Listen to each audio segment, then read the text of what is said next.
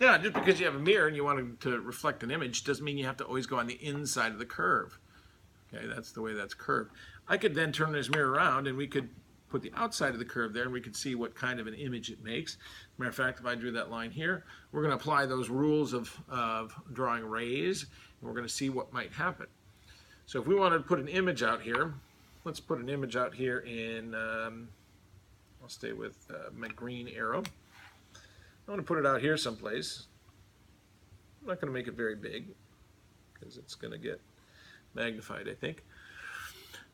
Just to show where two rays cross will be where the tip of this arrow's image will be. So let's go out and make our normal two rays that we want to go through. One is going to be through a parallel ray to the principal axis. So here's my incoming ray, like that. It gets reflected along the line from the focus to the center, or the radius. Here's the radius of that circle, like that. Okay, so here's where the reflected ray gets sent through the focus in that direction. Okay, you go from any line that you hit parallel, gets sent as if it were going through the focus, but in this case we're going to extend it this direction. So that's how this reflected ray goes. I could send a line through the center. Now that center is a little tricky because it's behind the mirror, so I may need just a little help.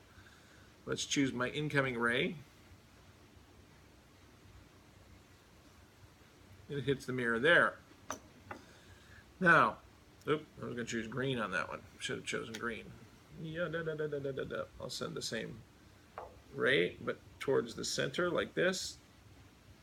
And what it does, it hits the center and it's going to come right back. It's going to reflect along that path. So here's where that light ray is going to come back out. I've got two rays. I need to extend those to where they cross. So if I do, you can see I've already drawn this one. That's the ray. I may have to extend it backwards because and this one's going to be extended back towards the center like this.